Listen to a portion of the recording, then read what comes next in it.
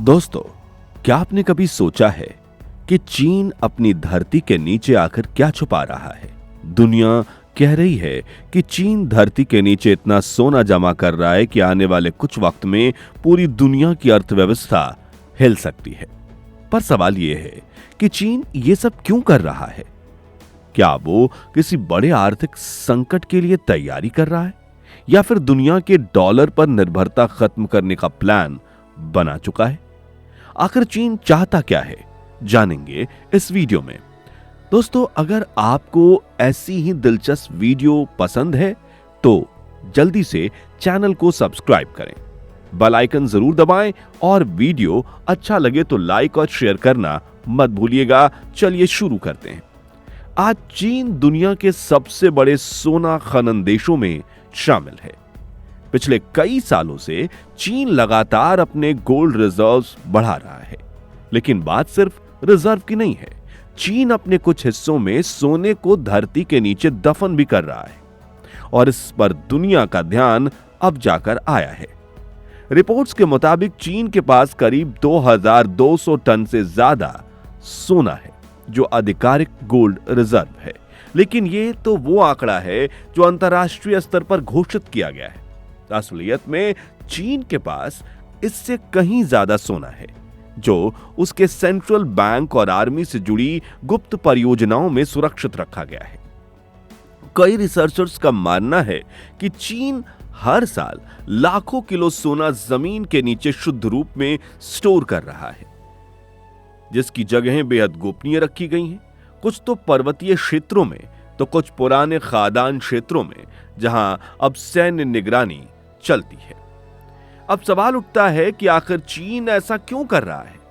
इसका जवाब सीधा है, इकोनॉमिक कंट्रोल यानी आर्थिक नियंत्रण। चीन दुनिया में अमेरिकी डॉलर की पकड़ को कमजोर करना चाहता है। आज भी अंतर्राष्ट्रीय व्यापार में डॉलर का दबदबा है, पर चीन चाह रहा है कि युवान को सोने से बैक किया जाए, यानी युवान के पीछे गोल्ड सपोर्ट हो। अगर ऐसा होता है तो युवान पर लोगों का भरोसा बढ़ेगा और धीरे धीरे वो डॉलर की जगह लेने लगेगा। कुछ अर्थशास्त्रियों का मानना है कि चीन के ये सब प्लान एक बड़े आर्थिक संकट की तैयारी के तौर पर हैं। जैसे अगर भविष्य में ग्लोबल फाइनेंशियल सिस्टम गिरता है तो जिसके पास असली संपत्ति यानी सोना होगा वही मजबूत रहेगा। कागज के नोटों को तो मुद्रास्फीति में गिरता देखा गया है, लेकिन असली सोना असली संपत्ति मानी जाती है। इसलिए चीन जितना हो सके उतना सोना जमीन में जमा कर रहा है ताकि किसी भी आर्थिक झटके के समय वो अपने पोजीशन को मजबूत रख सके। सोना जमीन के नीचे क्यों?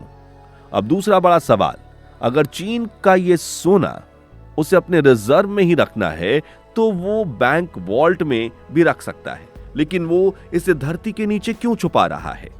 इसका जवाब सुरक्षा और गोपनीयता दोनों में छुपा है। चीन को पता है कि किसी भी युद्ध, साइबर हमले या अंतर्राष्ट्रीय पाबंदी की स्थिति में अगर उसकी गोल्ड स्टॉकिंग पब्लिक या ऑनलाइन सिस्टम में दर्ज रही तो उन्हें फ्रिज किया जा सकता है या उनकी लोकेशन उजागर हो सकती है। दूसरा, मौजूदा गोल्ड वॉल्ट्स महंगे और कम सुरक्षित हैं। गहराई में दफन सोना प्राकृतिक सुरक्षा के घेरे में रहता है, यानी अगर किसी भी देश पर हमला होता है तो धरती के नीचे छुपा वो सोना बचा रहता है। इसके अलावा चीन ने बड़े बड़े पुराने mining zones futuristic gold storage centre में बदलना शुरू कर दिया है। वहां पर गहरी सुरंगों में गोल्ड रखे जा रहे हैं और उनके ऊपर मिट्टी की परत या कारखानों जैसे ढांचे बना दिए जाते हैं ताकि कोई उपग्रह या सैटेलाइट इमेज से कुछ न देख सके। क्या धरती के नीचे जमा सोना कभी बाहर आ पाएगा?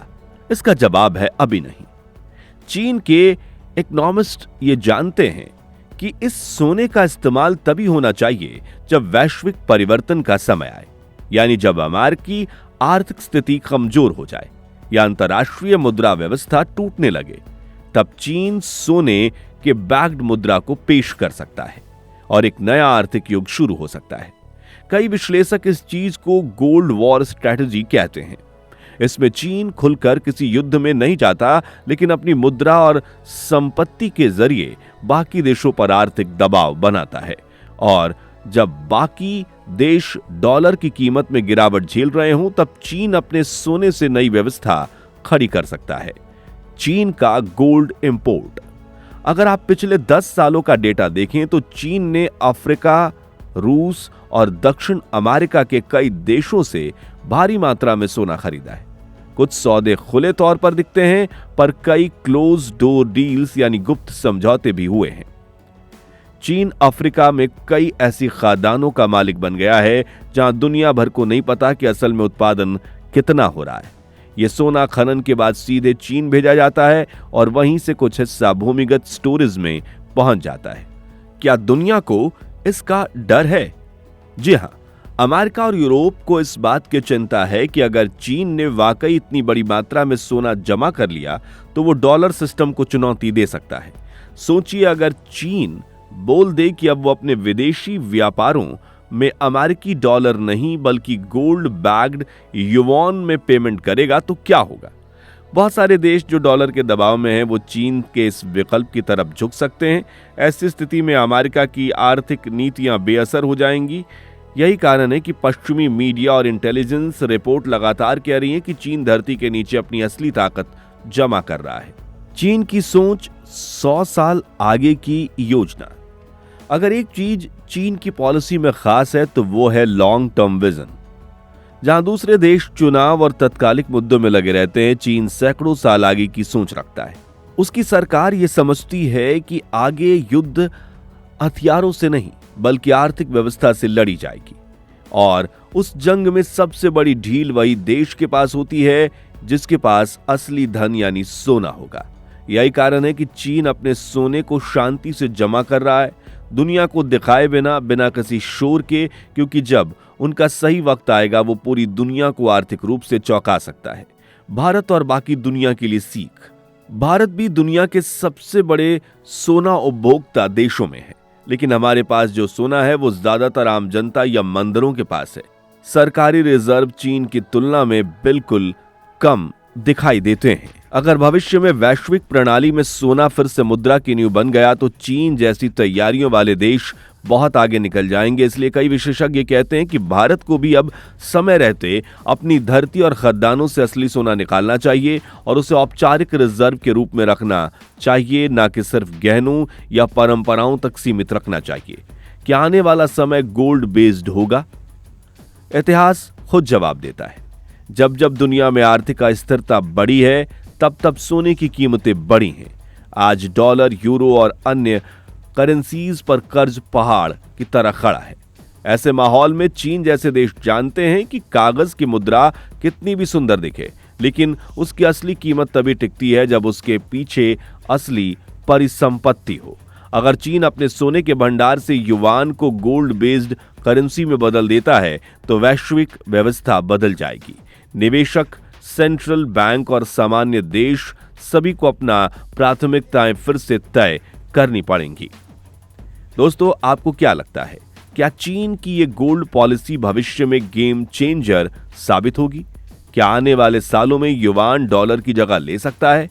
आप अपनी राय नीचे कमेंट में जरूर बताएं। अगर आपको ये वीडियो अच्छा लगा हो तो लाइक और शेयर करें, और ऐसे ही रोचक रहस्यों और जानकारी से भरे वीडियो के लिए चैनल को सब्सक्राइब करना मत भूलिए। मिलते हैं अगली वीडियो में एक नई कहानी और एक नई जानकारी के साथ।